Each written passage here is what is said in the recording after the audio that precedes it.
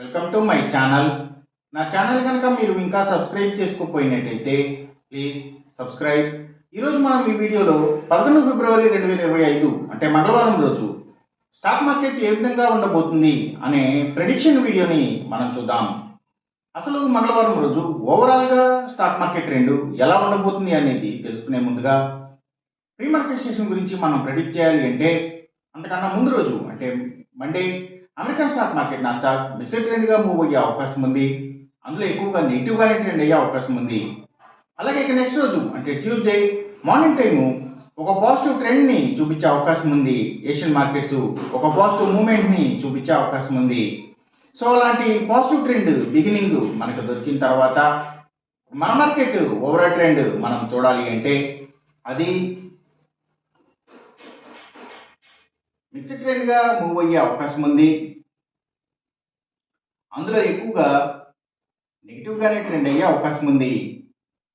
అలాగే సెన్బ్యాంక్ నిఫ్టీ కూడా mixed ట్రెండ్గానే move అయ్యి అందులో ఎక్కువగా నెగిటివ్గానే ట్రెండ్ అయ్యే అవకాశం ఉంది. నిఫ్టీ ఐటీ మాత్రం కొంతవరకు పాజిటివ్గా ట్రెండ్ అయ్యే అవకాశం ఉంది.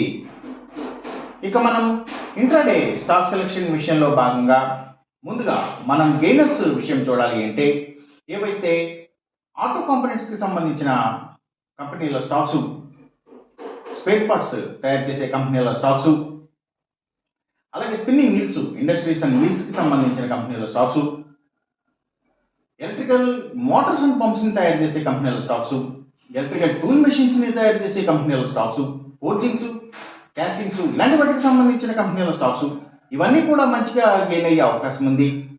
అలాగే ఇంకా స్టీల్స్, ఐటీ స్టాక్స్, సిగరెట్ కంపెనీల స్టాక్స్, స్పిరిట్స్ అండ్ బ్రూవరీస్కి సంబంధించిన కంపెనీల స్టాక్స్ కూడా గెయినింగ్ సైడ్ ఉండే అవకాశం ఉంది.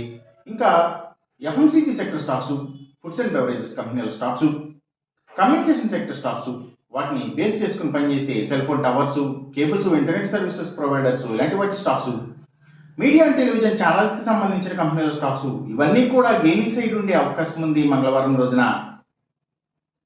ఇక మనం ఇంట్రాడే లూజర్స్ విషయం చూడాలి అంటే ఏవైతే పబ్లిక్ లిమిటెడ్ కంపెనీల స్టాక్స్ చాలా వరకు కూడా నెగిటివ్గా ట్రెండ్ అయ్యే అవకాశం ఉంది.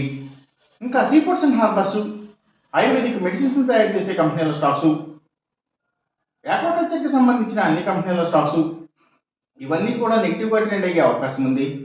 అలాగే అగ్రికల్చర్కి రిలేటెడ్గా ఉండే అన్ని కంపెనీల స్టాక్స్ కూడా అంటే అవి సీడ్స్ కంపెనీల stocks, fertilisers and chemicals, tractors కంపెనీల స్టాక్స్ ఇలాంటివన్నీ కూడా నెగిటివ్గా ట్రెండ్ అయ్యే అవకాశం ఉంది.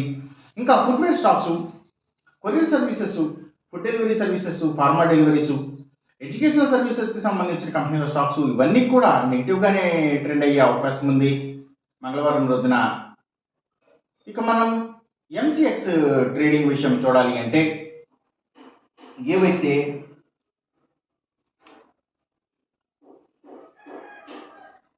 సిల్వర్ ప్రైసెస్, అలాగే crude oil and natural gases prices ఇవి, ఇంకా గోల్డ్ ప్రైసెస్ సో ఇవన్నీ కూడా తగ్గే అవకాశం ఉంది.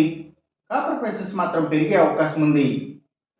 ఈ చెప్పిన రిజల్ట్స్కి ఏమాత్రం వ్యతిరేకంగా జరుగుతున్నట్టు మీకు అనిపించినా సరే ఇమీడియట్గా మీ వెట్ల నుంచి వెనక్కి వచ్చేసేయండి. ఇది కేవలం ఒక ఆస్ట్రాలజికల్ ప్రెడిక్షన్ మాత్రమే, దయచేసి గమనించండి.